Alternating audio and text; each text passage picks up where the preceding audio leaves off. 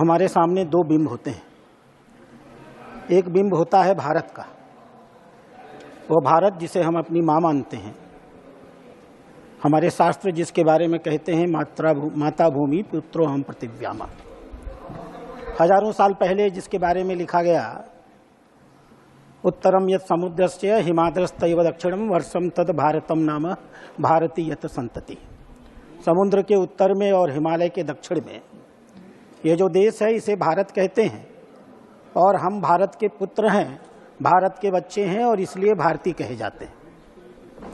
दूसरा बिंब होता है हमारे प्रधानमंत्री का। 26 मई 2014 को जब उन्होंने पहली बार शपथ लिया, और हम गर्व के साथ कह सकते हैं दुनिया की अकेली शख्सियत स्वर्गीय नेहरू जी के पास, जिन्होंने तीसरी बार शपथ लेने का काम लगातार सफलता के साथ किया। माननीय मंत्री प्रधानमंत्री जी जब शपथ ले रहे थे तो दो प्रकार की शपथ ले रहे थे। एक संवैधानिक शपथ जो इस देश के महामहिम से राष्ट्रपति दिलवा रहे थे, एक दूसरी भी शपथ उसी समय वो ले रहे थे। मैं अगर प्रधानमंत्री बना हूं तो मेरे काम करने की दृष्टि क्या होगी, मेरी आर्थिक नीतियां क्या होंगी। और वह शपथ उन्हें नरेंद्र नाम का एक दूसरा नौजवान दिला रहा था। नाम था नरेंद्र नाथ दत्त विवेकानंद। विवेकानंद बोल रहे थे और माननीय प्रधानमंत्री में मन में ही उनके शब्दों को दोहरा रहे थे।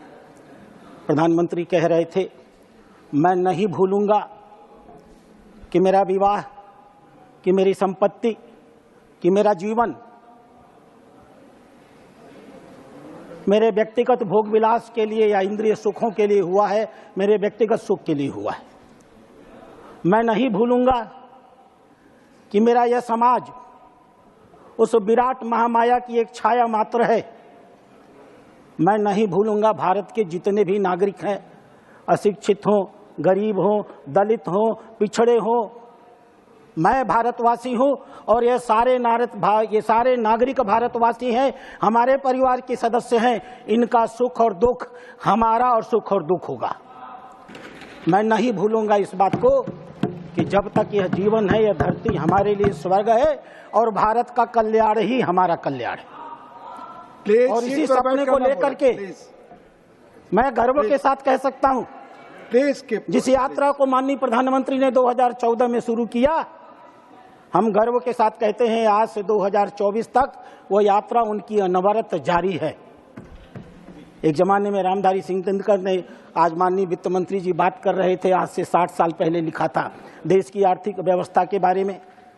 कुछ समझ नहीं पड़ता रहस्य क्या है, जाने भारत में बहती कौन हवा है। धरती के सब पेड़ दीन दुर्बल है, गमलों के ही पेड़ सुदम्य सुदल है। जब तक है यह वह सम्य समाज सड़ेगा, किस तरह एक होकर यह देश लड़ेगा। सबसे पहले यह दुरित मूल काटोरे, समतल पीटों खाइया खड्ग पाटोरे, बहुपाद बटों की सिरा शोर छाटोरे, जो मिले अमृत सबको समान बाटोरे। माननीय पूर्व वित्त मंत्री भारत का भाषण दे रहे थे, वर्तमान की नीतियों के बारे में बता रहे थे। 1960 में रामधारी सिंह दिनकर भारत की स्थिति के बारे में बखान कर रहे थे और ऐसा लग रहा था वर्तमान से कोई इनका संबंध ही नहीं हो। 65 साल इन्होंने राज किया है। 65 सालों के रहते हुए रामधारी सिंह दिनकर की इस पीड़ा को किंचित मात्र भी इन्होंने अगर बदला होता तो शायद ये बातें इन्हें आज दोहराने की जरूरत नहीं पड़ी होती। और इसीलिए माननीय प्रधानमंत्री जब सत्ता पर आए तो उनकी प्राथमिकता थी, देश का गरीब हमारी प्राथमिकता होगी, देश का नौजवान हमारी प्राथमिकता होगी, देश की बहनें हमारी प्राथमिकता होगी, देश का किसान हमारी प्राथमिकता होगी। और हम सब गर्व के साथ कह सकते हैं जितनी नीतियां उन्होंने बनाई, हम नाम पर नाम ले सकते हैं, उनकी उपलब्धियों को गिना सकते हैं। पहली बार जब वो जनधन योजना लेकर के आए थे, आप तो नहीं ला पाए 65 सालों में, आप तो इस बात की चिंता नहीं कर पाए कि इस देश में 53% ऐसे लोग हैं जिन्होंने बैंक का मुंह तक नहीं देखा था। आभारी होना चाहिए इस देश को हमारे प्रधानमंत्री का, जिन्होंने इस बात को तय किया कि भारत का एक भी नागरिक जिसके पास एक पैसा नहीं होगा, हम उसे बैंक तक पहुंचाएंगे, बिना ब्याज के पहुंचाएंगे, जीरो बैलेंस पर अकाउंट खोलेंगे, उसके अकाउंट में 5000 रुपया डालेंगे, उसे बचत करने की कला सिखाएंगे, उस देश के विकास में उसकी हिस्सेदारी करेंगे। पीछे बैठकर 65 सालों में चंद्रशेखर आपने अपने देश की नागरिकों को मजबूर किया, बहनों को गांवों के अंधेरे में शौचालय में जाने के लिए, अपनी इज्जत को बचाने के लिए, विभिन्न प्रकार की समस्याओं का सामना करने के लिए आप इस मंच पर खड़े होकर आज भाषण देते हो। महिलाओं की जो बेइज्जती आपने 65 साल में इस देश में की है, भारत सन के साथ डूबेगा। आपको एहसान होना चाहिए माननीय प्रधानमंत्री का, जिन्होंने इस देश में स्वच्छ भारत योजना प्रारंभ की। और आज हम गर्व के साथ कह सकते हैं, भारत का कोई भी महिला, भारत की कोई भी बच्चा, कोई भी बूढ़ा आज अपने घर से निकल करके रात के अंधेरे में सड़कों पर जाने के लिए, शौचालय के लिए बाध्य नहीं हो सकता। आपको शर्म आनी चाहिए। 65 साल आप सत्ता में रहे, 3 करोड़ 70 लाख सिर्फ ऐसे घर थे जिनके घर आप पीने का पानी पहुंचा सके। शेष आप बात करते हैं आधे लोगों की, आप 140 करोड़ की जनसंख्या बताते हैं, 140 में 3 करोड़ 70 लाख घरों को आपने पीने का पानी पहुंचाया था। आपको आभारी होना चाहिए हमारे प्रधानमंत्री का, जिन्होंने शुरू किया जल जीवन मिशन, जिनके नेतृत्व में आज हम गर्व के साथ कह सकते हैं 14 करोड़ घरों में हमने पीने का पानी पहुंचाने का काम किया है। आपको शर्म नहीं आती? इस देश की 90% जनसंख्या इलाज नहीं करा पाती थी, चिकित्सा तक उसकी पहुंच नहीं होती थी। इलाज कराने में वो गरीबी रेखा के नीचे चली जाती थी, उसके घर बिक जाते थे, उसकी जमीनें बिक जाती थी। आप उसकी चिंता नहीं करते थे।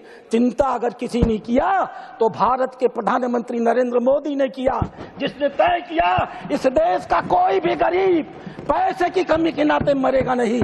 आयुष्मान भारत योजना शुरू हुई, 50 करोड़ नागरिकों को आच्छादित किया गया और हम गर्व के साथ कह सकते हैं पिछले 7 सालों के अंदर, पिछले 5 सालों के अंदर 7 करोड़ 34 लाख लोगों ने अस्पताल में इलाज कराया। अध्यक्ष महोदय, मैं आपके सामने एक रिपोर्ट पेश करता हूं। यह रिपोर्ट है स्टैंडर्ड ऑफ पुअर की। चुनाव जब चल रहा था, चुनाव का निर्णय आने वाला था, 29 मई को यह रिपोर्ट आई थी। यह छोटी मोटी संस्था नहीं है, पूर्व वित्त मंत्री इसको नकार नहीं सकते। महत्वपूर्ण यह नहीं है कि उन्होंने भारत की रेटिंग बढ़ा दी। 2009 में भारत की रेटिंग BBB माइनस नेगेटिव थी, आपकी सरकार थी। 2012 में भारत की रेटिंग BBB माइनस नेगेटिव थी, आपकी सरकार थी। 2014 में नरेंद्र मोदी सरकार में आए, आते ही मान रेटिंग 4 महीने के अंदर बदल गई, BB माइनस से और BB स्टेबल हो गई। और हम गर्व के साथ कह सकते हैं 29 मई 2024 को घोषणा किया स्टैंडर्ड पुअर ने, और भारत की रेटिंग BB माइनस स्टेबल से बदल करके BB माइनस पॉजिटिव कर दिया। और महोदय, यह महत्वपूर्ण नहीं है, महत्वपूर्ण यह है कि ऐसा करते हुए स्टैंडर्ड ऑफ पुअर ने अपनी रिपोर्ट में क्या कहा, मैं उस रिपोर्ट को पढ़ना चाहूंगा। अध्यक्ष महोदय, उन्होंने लिखा कि भारत को मजबूत आर्थिक विकास ने भारत की ऋण ग्राह्यता पर सकारात्मक प्रभाव डाला है। इस सुदृढ़ आर्थिक ढांचे का आने वाले 2-3 सालों में विकास की गति पर बहुत प्रभावी असर पड़ने वाला है। उन्होंने लिखा, सरकार ने अपने खर्चे के स्वरूप और उसके वितरण को पूरी तरह से बदल दिया है और बढ़ता हुआ हिस्सा अवस्थापना विकास पर खर्च किया जा रहा है।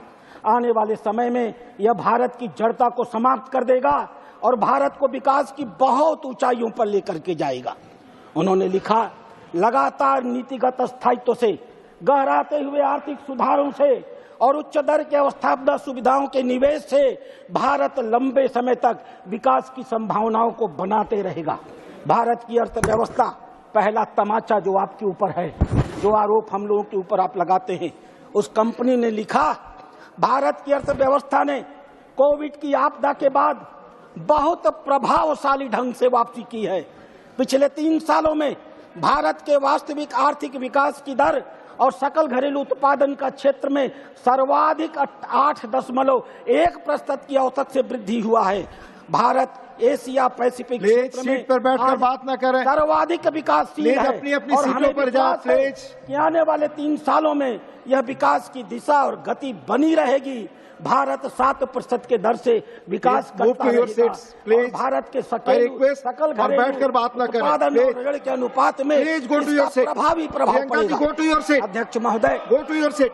दूसरा तमाचा No, go, दूसरा Mr. Singh. तमाचा इनकी गाल पर मारा है स्टैंडर्ड ऑफ पुअर्स ने और लिखा, यह उनके शब्द हैं, वर्ष 2024-25 में मोदी सरकार ने अवस्थापना के विकास में 11,11,000 करोड़ रुपए खर्च किए हैं, अर्थात जीडीपी का 3.4